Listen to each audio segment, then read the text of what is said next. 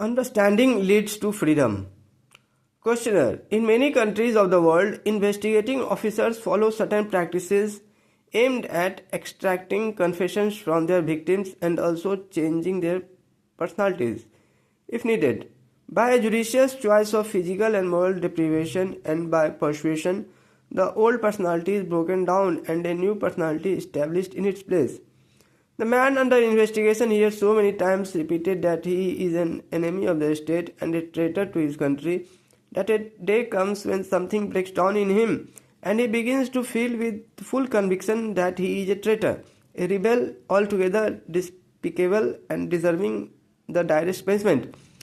This process is known as brainwashing. It has struck me that the religious and yogic practices are very similar to brainwashing. The same physical and mental deprivation, solitary confinement, a powerful sense of sin, despair, and a desire to escape through expiation and conversion, adoption of a new image of oneself and impersonating that image, the same repetition of said formulas, God is good, the Guru, party knows, faith will save me, in the same called yogic or religious practices, the same mechanism operates. The mind is made to concentrate on some particular idea to the exclusion of all other ideas, and concentration is powerfully reinforced by rigid discipline and painful austerities. A high price in life and happiness is paid, and what one gets in return appears therefore to be of great importance. This pre-arranged conversion, obvious or hidden, religious or political, ethical or social, may look genuine and lasting, yet there is a feeling of artificiality about it. Maharaji, you are quite right. By undergoing so many hardships, the mind gets dislocated and immobilized. Its condition becomes precarious. Whatever it undertakes ends in deeper bondage. Then why are sadhanas prescribed? Unless you make tremendous efforts, you will not be convinced that effort will take you nowhere. The self is so confident that unless it is totally discouraged, it will not give up. More verbal conviction is not enough. Hard facts alone can show the absolute nothingness of the self-image. Questioner: the brainwasher drives me mad and the Guru drives me sane. The driving is similar, yet the motive and the purpose are totally different. The similarities are perhaps mere verbal. Maharaji, inviting or compelling to suffer contains in it violence, and the fruit of violence cannot be sweet. There are certain life situations inevitably painful and you have to take them in your stride.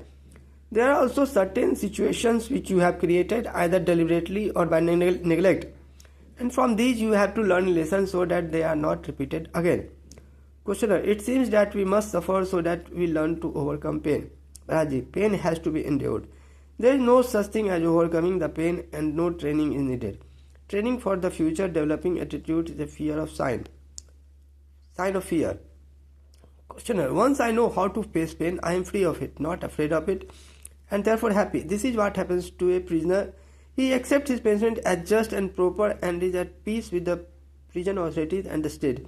All religions do nothing else but preach acceptance and surrender. We are being encouraged to plead guilty, to feel responsible for all the evils in the world and point at ourselves as their only cause. My problem is I cannot see much difference between brainwashing and sadhana, except that in case of sadhana one is physically constrained. The element of compulsive solution is present in both. Maharaji, as you have said the similarities are superficial, you need not harp on them. Questioner: sir, the similarities are not superficial. Man is a complex being and can be at the same time the accuser and the accused, the judge, the warden and the executioner. There is not much that is voluntary in a voluntary sadhana. One is moved by forces beyond one's ken and control. I can change my mental metabolism as little as the physical except by painful and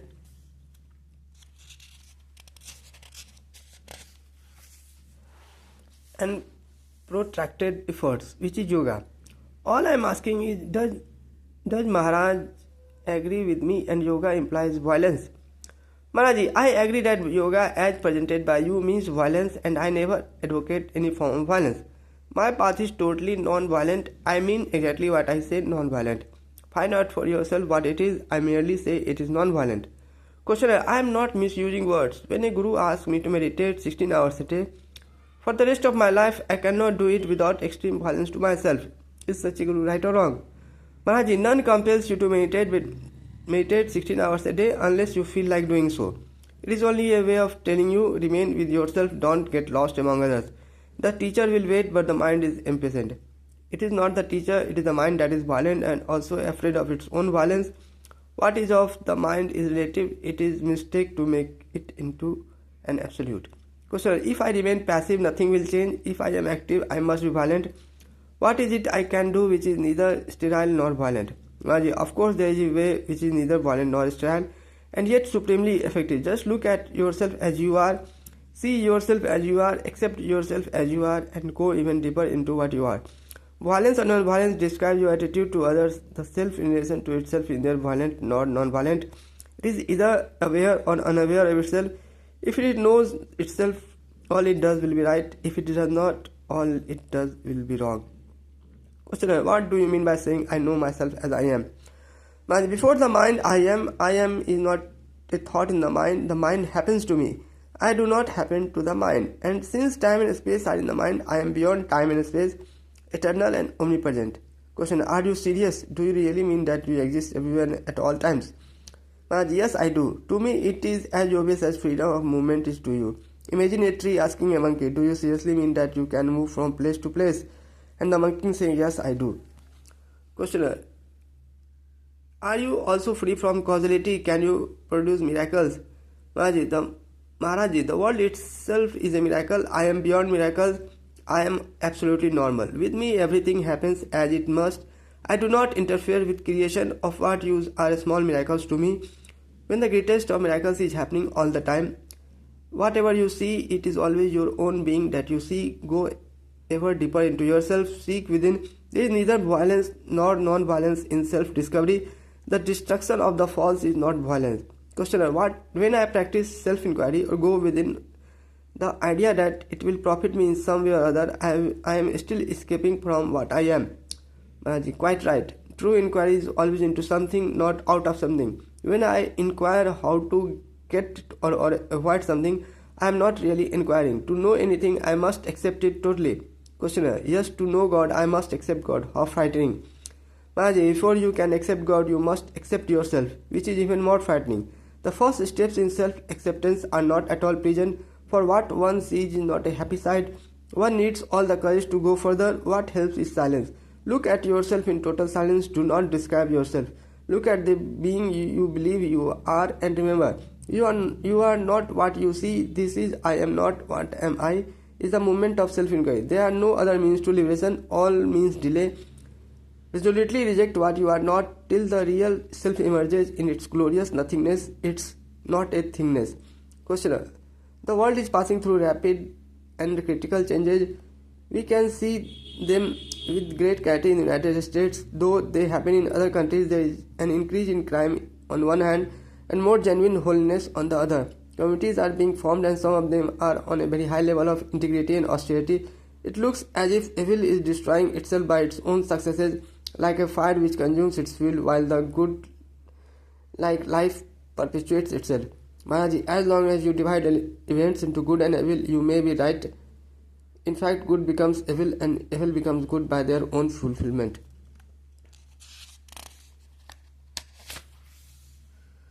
Questioner: what about love? Maharaji, when it turns to lust, it becomes destructive. Questioner: what is lust? Maharaji, remembering, imagining, anticipating. It is sensory and verbal, a form of addiction. Questioner: is brahmacharya continence imperative in yoga? Maharaji, a life of constraint and suppression is not yoga. Mind must be free of desires and relax.